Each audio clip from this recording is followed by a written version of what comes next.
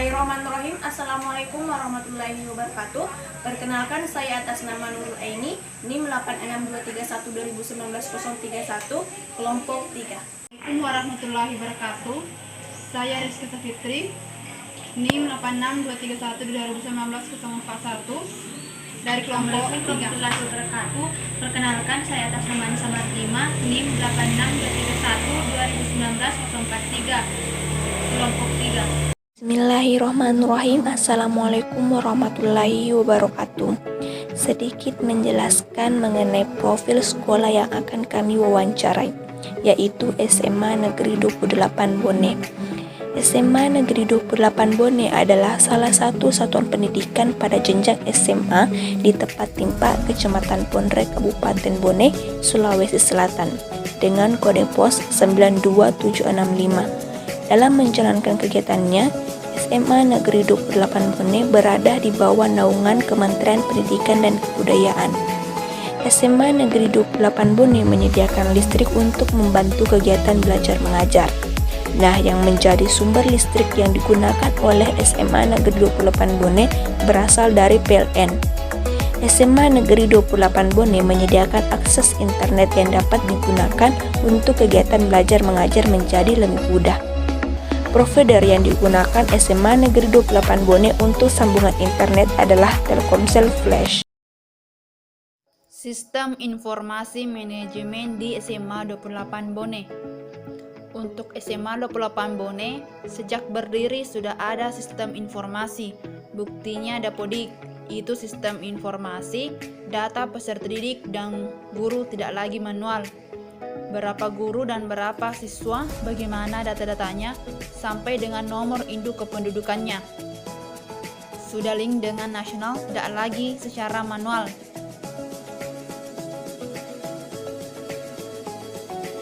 Dan setiap tanggal 31 Agustus harus keluar berapa realnya siswa, berapa realnya tenaga PTK, guru, sampai dengan kebutuhan terkait dengan dana BOS.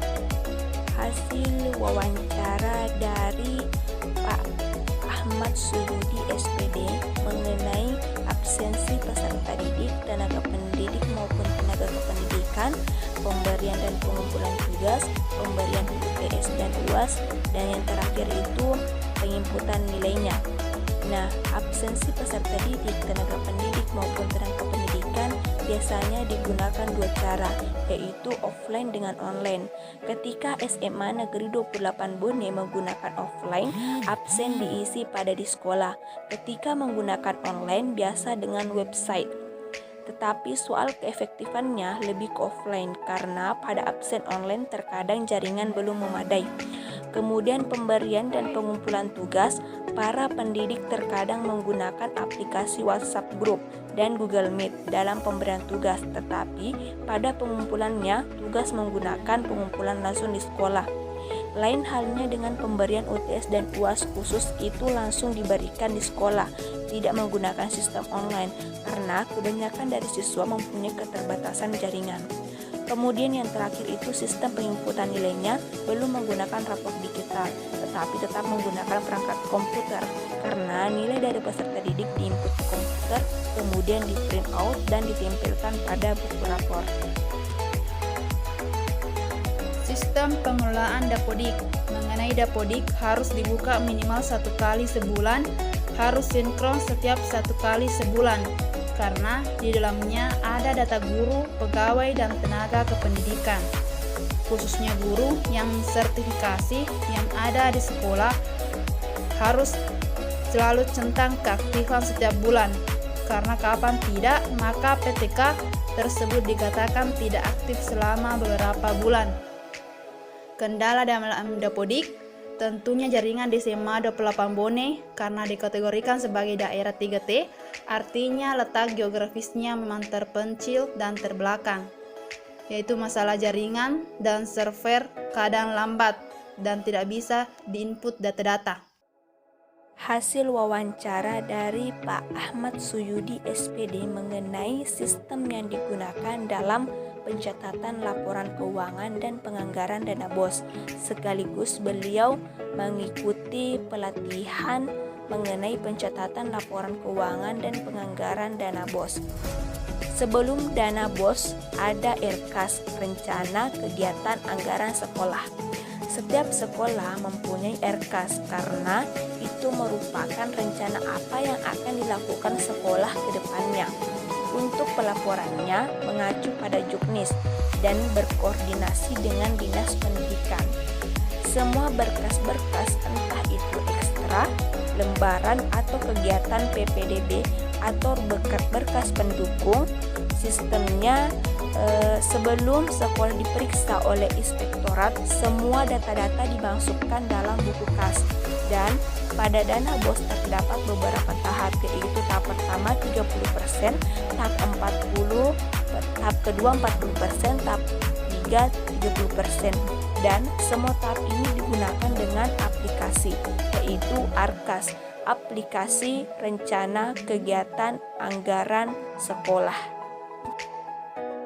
Di SMA Negeri 28 Bone, di sini sistem diperkenalkan dalam peserta didik baru tahun ajaran 2022-2023. Yang pertama, kita gunakan brosur kepada calon peserta didik baru. Dan diperkenalkan juga melalui online seperti di medsos.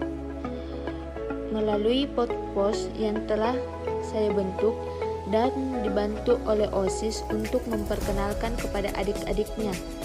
Jadi, sistem yang saya gunakan di sini itu diadakan sosialisasi setiap SMP. MTS yang ada itu diperkenalkan talenta dari keorganisasian ekstra dari SMA Negeri 28 Bone, di mana anak-anak tersebut nanti bisa lebih tertarik nantinya setelah dia datangi kunjungi setiap sekolah, khususnya kelas 3 SMP atau MTS. Kalau masalah digunakan berbasis offline dan online, tetapi online masih mengalami keterbatasan jaringan. Jadi kami menggunakan medsos seperti WhatsApp atau Facebook. Misalkan dari panitia PPDB itu menchat kepada calon peserta didik kalau misalnya ada penerimaan siswa baru. Dan kemudian sistem offline-nya di sini kami menggunakan brosur dan juga formulir yang dibawa dari keorganisasian OSIS sekolah dan didatangi langsung setiap sekolah. Di sini ada beberapa SMP, ada SMP 2, SMP 3, SMP 4 dan SMP 5 dan MTS 1. Dan termasuk wilayah Berebo itu didatangi semua.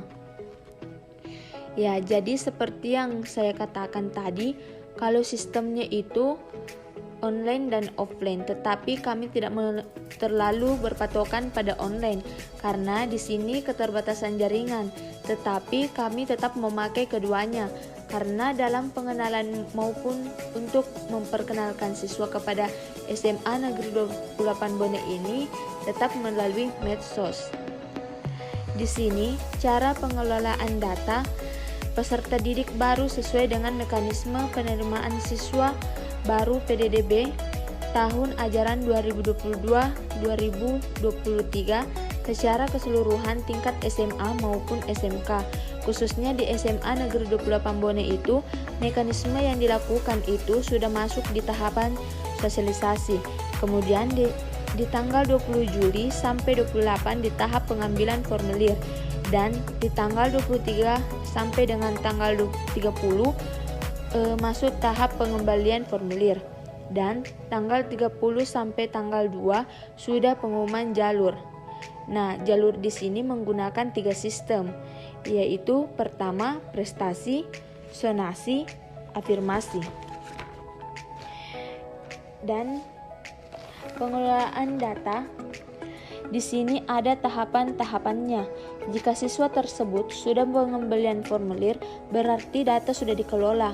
Begitu siswa baru sudah kembalikan datanya, kita input secara manual.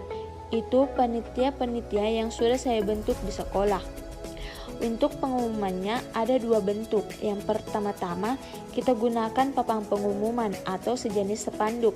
Dari pengumuman tadi itu bisa dilakukan secara manual juga. Bisa juga diberikan informasi melalui medsos atau dibuatkan satu grup di WhatsApp maupun Facebook.